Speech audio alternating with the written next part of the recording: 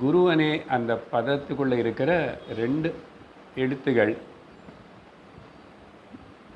கு అనేది குண அதீதமான விஷயம் பற்றி குறிக்கிறது. ரு அనే அக்ஷரம் ரூபத்துக்கு அதீதமாக இருக்கிற பொருள் பற்றி விவரிக்கிறது. எதுக்கு அப்படி விவரிக்கணும்? என்ன சத்தியம் என்பது நாம ரூப ரஹிதமாக இருக்கு.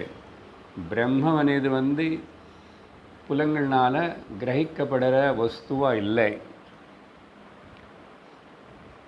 அதனால் ஒரு ஜீவன் அஜ்ஞானத்திலிருந்து தான் விடுவிக்கப்படணும்னு சொன்னால்